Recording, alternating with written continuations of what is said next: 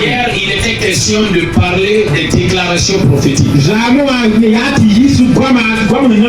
Et on a montré comment Dieu lui-même il a créé, mais il n'y avait pas de lumière jusqu'à ce qu'il commence à parler et la lumière commence à venir. On a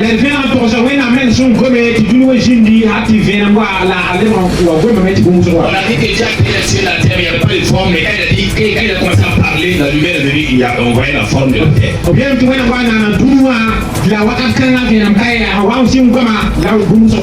à ton voisin, Dieu t'a créé. Dieu t'a créé, mais maintenant, il a parlé sur toi. Donc il y a deux événements. L'événement de la création et l'événement de la parole. La Bible dit que Dieu a pris la poussière de la terre, il a formé Adam. Ça veut dire qu'il crée Adam sans parler. Il a créé Adam silencieusement. Et quand Adam s'est levé, il a créé Ève aussi. Silencieusement. Il enlève une côte. Et il en fait la femme. Silencieusement. Après tout cela, les deux personnes sont là. Le même Dieu va commencer à les parler. Voici la parole.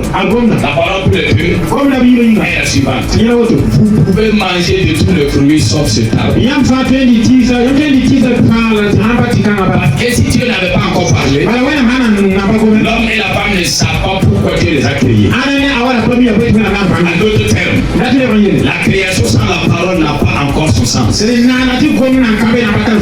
d'autres termes, l'homme créé qui n'a pas la parole de son créateur n'est pas encore existant. Dis à ton voisin, on t'a créé, mais celui qui t'a créé a une parole pour toi.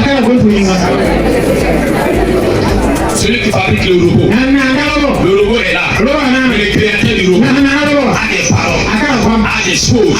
Il veut que le robot fasse. Il veut que le robot puisse faire ceci, puisse faire cela. Quand Dieu te crée, c'est déjà bien.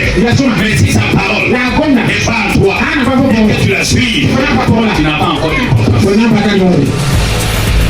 L'important d'un être humain, après la création, c'est d'observer la parole. La parole de son créateur. Ce soir, nous allons parler de mystère du Christ à moi. On peut prêcher le mystère du Christ à moi. Verset 1, verset 27. La Bible dit qu'il y a un mystère parmi les païens, à savoir Christ à moi, l'espérance de la gloire. Ça c'est vrai, alléluia. Mais maintenant, le Christ en question, on doit aller savoir qui est le Christ, et pourquoi il est à moi, et comment il est à moi. Quand je vais savoir qui est le Christ, comment il est à moi, et pourquoi il est à moi, mon existence devient réelle. Sinon, toute personne qui existe dans ce monde sans connaître le mystère parmi les païens, il demeure un païen. La Bible dit c'est un mystère parmi ceux qui ne connaissent pas Dieu. Tous ceux qui ne connaissent pas Christ, tous ceux qui ne connaissent pas Jésus, ils ne connaissent pas Dieu. Il n'y a pas fait de religion. Il n'y a pas fait de... Donc tu peux dire que les autres ne connaissent pas Dieu. Le christianisme n'est pas la religion. Pas catholique, pas protestant, pas musulman. C'est Christ à moi. C'est un mystère. C'est un mystère. Il y a des personnes, il y a des chefs religieux qui ne connaissent pas le mystère. Pourquoi même que il y a des pasteurs qui ne connaissent pas le mystère. C'est un mystère. Si tu n'es pas révélé, tu ne le connais pas. Tu vas parler des choses. Tu vas prêcher au hasard.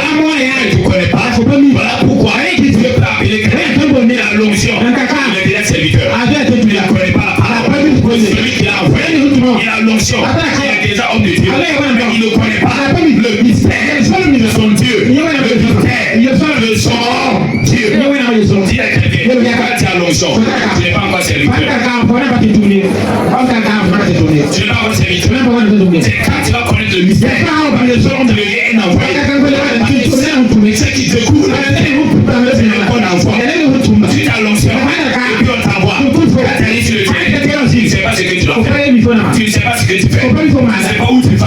Voilà pourquoi il y aura beaucoup de scandales. Il y aura beaucoup de problèmes.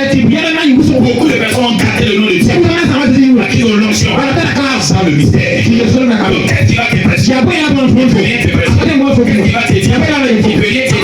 Il va te dire. Il va faire ça. Il va faire ça. Il va faire ça. C'est pas le mystère. Le mystère. C'est pas Dieu va faire. Le mystère. C'est que Dieu a fait. Le mystère du Christ à moi.